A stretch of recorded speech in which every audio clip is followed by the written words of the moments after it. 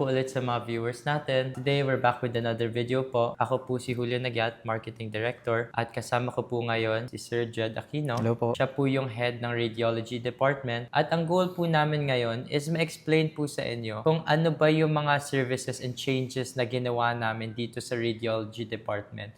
Para mapakita sa inyo, palagi po kami nag-change, gusto ma-achieve sa inyo ang best health quality care possible. Magsisimula po tayo ngayon sa mga changes na nangyari. Alam mo, these past 3 years, madaming pagbabago ngayon sa radiology department mula sa equipment, sa facilities, pati sa staff training, pinalitan na namin for the better. Pwede mo po ba explain sa mga viewers natin, ano yung mga changes na napansin ninyo? Number one is infrastructure. Na-improve po yung mga infrastructures natin. Yung makikita nga po ng mga ibang pasyente na amaze po sila kasi para nga daw pong hotel vibes po ang Urdaneta Sacred Heart ngayon. Sa equipments, madami po tayong mga bagong equipments. Sa training din po ng staffs natin sa radiology. Yun yung sa equipment natin, pwede ba explain yung mga napansin mong luma nung pumasok ka at yung ngayon? Number one po is yung x-ray po natin. Yung dating gamit po natin is nasa 1980s model pa po Ang ata galing yun. tumagal pa ng ganun, no? Matagal pong pinagtiisan din po ng mga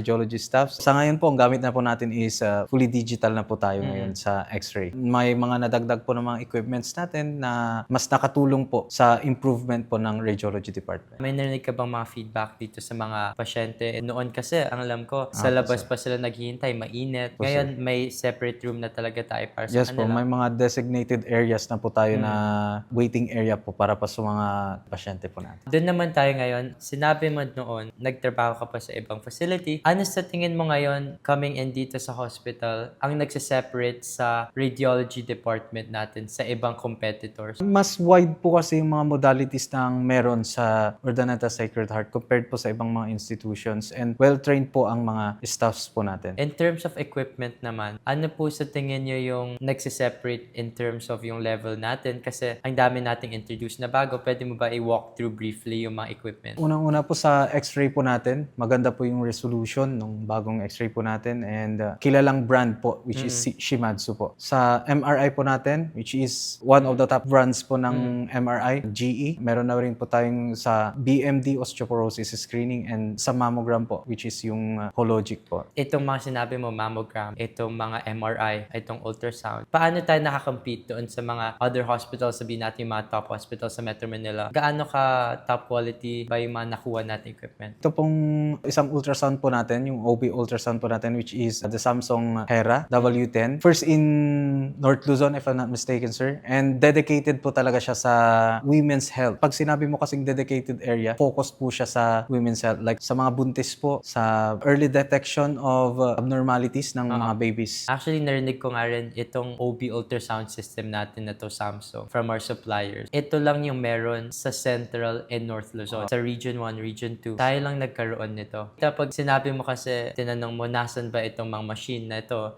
Isipin mo ang Metro Manila, most of it, lahat nandoon. Para magkaroon tayo dito sa Pangasinan, out of all, dito sa North Luzon, we're committed talaga Yes po, providing sir. the best health quality. Ano pa po? Yun nga po, kagaya po ng nasabi po ninyo, tayo lang yung meron nung machine na yun kasi nga committed ang management to provide na mas accurate po na diagnosis para doon po sa mga pasyente po natin, especially po sa mga nanay na nagdadalang tao para mas ma-detect po ng mas maaga kung sakali man po na may anomalies po doon sa pinagdadala po. Ang important nun na yung accuracy nito. Katulad nun yung sinabi mo tungkol dun sa MRI. Kwento mo nga sa amin, ano ba yung MRI natin dito? One of the top brands in the world, GE. We have the Signa Prime 1.5 Tesla. Unang-una po sa Pilipinas, sa North Luzon. Pag sinabi mo talaga first in the Philippines. Yes po. Yun, sabi first in the Philippines. Bakit maganda ba itong machine na to? At ano ba nagsiseparate nitong MRI sa iba? Ang Signa Prime po kasi, naka-include sa kanya yung software. Maganda po yung MRI natin in terms of accuracy kasi nga po 1.5 Tesla and mas maganda po yung resolution. Pagdating naman po sa software, yung reconstruction po ng images na nakukuha sa MRI, mas advanced po. Kumbaga, mas higher resolution compared po sa other MRI. Huli, yung mga isang notable machines pa natin is yung sinabi mong mammogram. Ano yun at para saan? At bakit siya importante? Yun nga po, sa Sacred Heart, ika-apat po siya na meron sa atin sa buong Pilipinas, which is the Hologic 3D tomosynthesis model po. Nakakapag-reconstruct po tayo ng 3D images ng breast. Number one factor na makaka-contribute para mas accurate po yung diagnosis. And kahit na pinakamaliit po na nodule or yung bukol na sinasabi natin is makikita po by the help of that 3D reconstruction. Moving on tayo doon sa mga equipment na yon. Ano naman po masasabi nyo regarding sa mga paano nakaka-keep up ang Ordinary Sacred Heart in terms of yung mga procedures natin and yung department natin to make sure na yung mga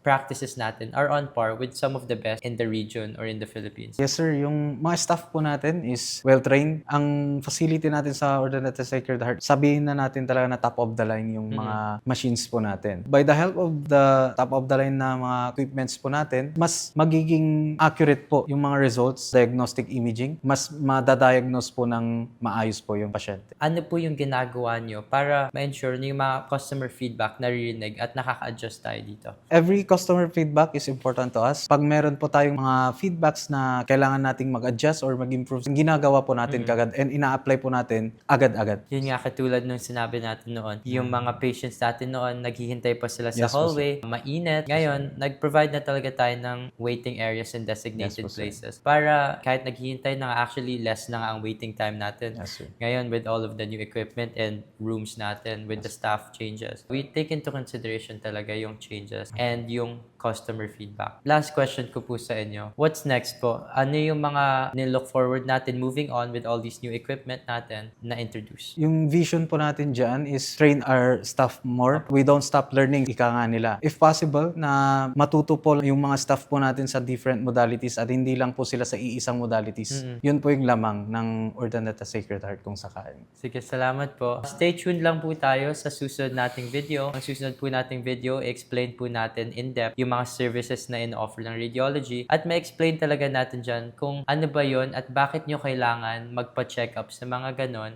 at explain na rin natin kung bakit nagsiseparate yung services natin dahil sa mga equipment nga na discuss po natin. So, thank you po ulit sa pagpapanood.